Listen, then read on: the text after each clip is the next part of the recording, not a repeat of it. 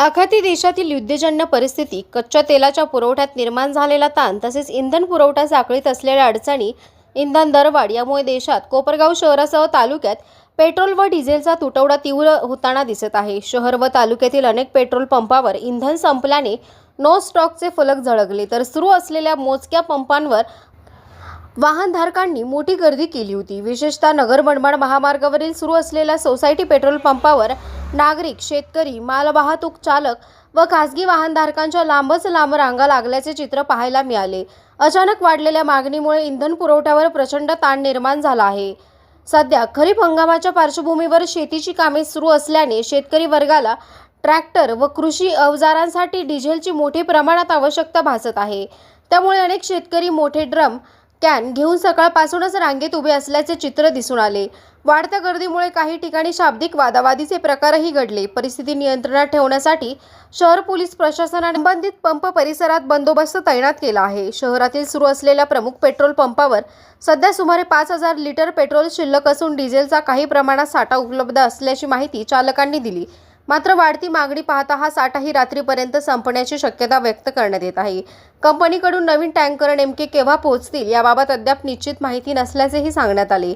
दरम्यान नागरिकांनी घाबरून अतिरिक्त इंधन साठा करू नये, अफवांवर विश्वास ठेवू नये व प्रशासनाला सहकार्य करावे असे आवाहन पेट्रोल पंप चालक तसेच प्रशासनाकडून करण्यात आले आहे। एकंदरीत कोपरगावात पुढे 1-2 दिवसात पेट्रोल व डिझेलचा तुटवडा अधिक तीव्र होण्याची शक्यता व्यक्त होत असून नागरिकांनी इंधनाचा जपून व गरजेनुसार वापर करणे आवश्यक बनले आहे। कोपरगाव एक्सप्रेस न्यूजसाठी सुरेश असाणे, कोपरगाव।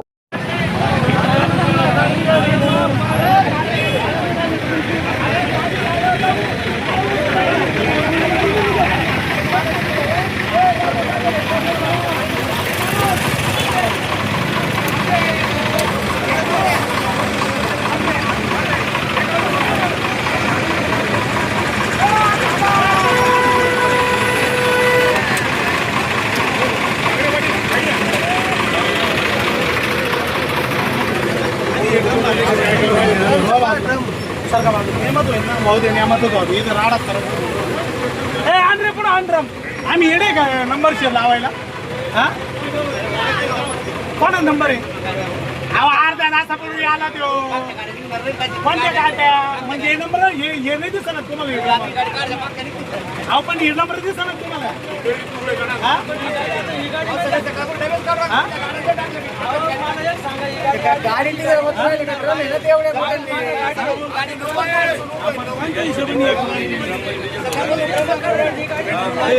इकडे होईन आता ते बरोबर होईल।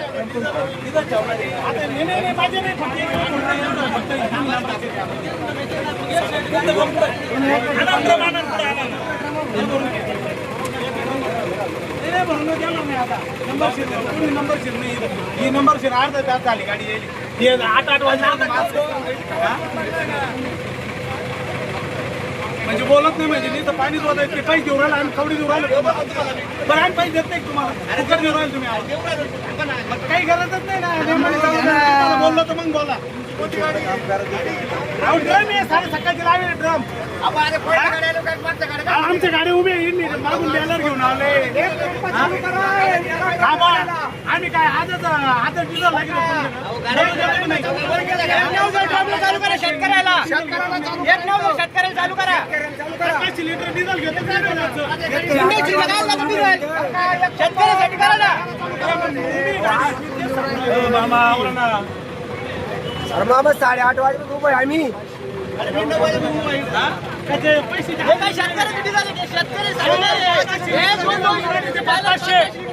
शेतकरी आम्ही ड्रम घेऊन 500 लिटर एक एका ड्रम देऊ राहिले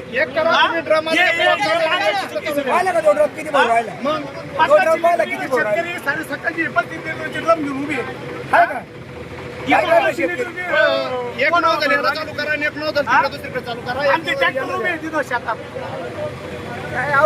शेतीसाठी 50 लिटरचे बॅलेट भरून राहिले मी काय म्हणतो हा? हे यांना बोला, विचारा यांना. एक ड्रमवाला चालू करा. हे चालू आहे ना. अहो, काही नसते. हे अशा ड्रममध्ये ना, 500 लिटर हे ड्रममध्ये घेऊन राहिले का? हा? 500 लिटरचे ड्रम. हा? अजून ड्रम आणलं होय ना, ते ड्रम घेऊन ये. हे ड्रम घेऊन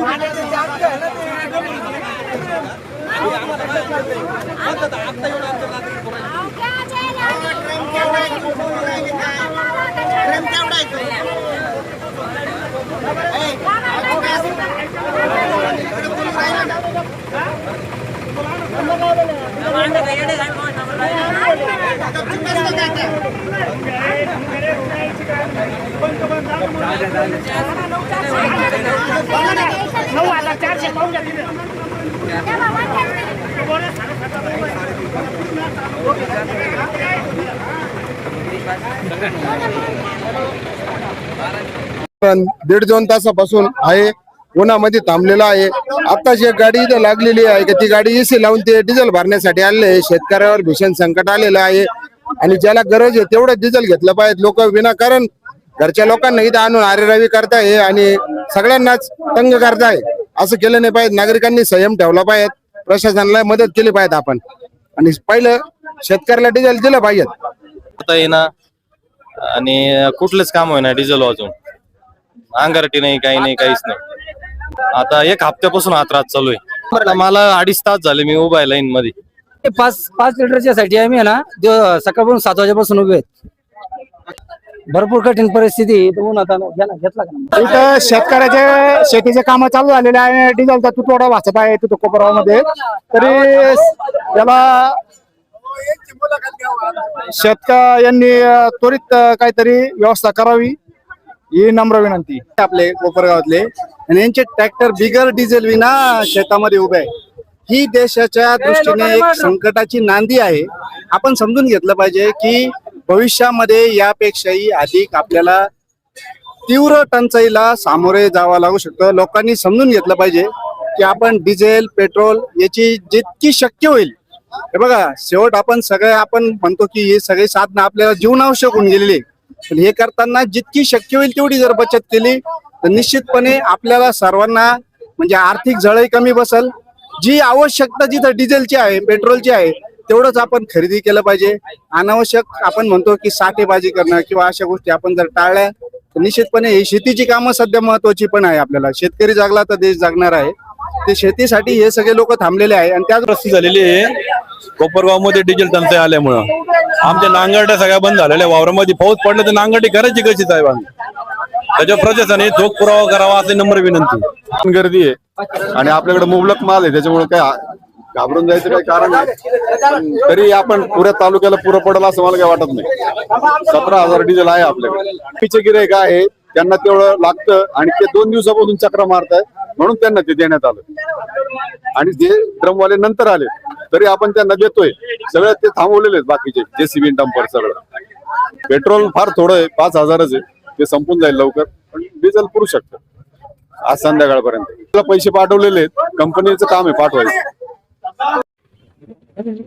कुठून आले तुम्ही कुठे चालले? ते डिझेल संपलंय. मालखेड्यावर आले. डिझेल इथं नंबर लागेल 100-150 गाड्या 1-1.5 घंट्यातून उभे. मागं गाडी लग्नाला माणसं घेऊन जातो. परिस्थिती लय अवघड आहे. कुठंच नव्हतं का तुम्हाला? कुठं कुठंच नाही डिझेलच नाही कुठं. डायरेक्ट या पंपावर काय तर 150 गाड्या उभे. ड्रम मोठे मोठे ड्रम बी लोकांनी लावलेली. गाड्या बी 150-200 गाड्या आहे पुढं. आता लग्न कितीच कुठे जायचं लागणार? श्रीरामपूरला जायचं लग्नाला. सापडेल का? काय अंदाज नाही आता काय अवघड आहे ना. पुढं जायचं तर डिझेल संपल गाडीचं. लोटायची पंचायत होईल त्याच्यामुळे थांबावं लागलं. काय करणार? काय परिस्थिती तुम्ही काय बोलशाल? काय आता नंबर जेवढे आहे आता लग्नात लग्न सापडत नाही सापडत आम्हाला. मग काय सांगते ना मी आता आधी लगीन डिझेलचं आहे का?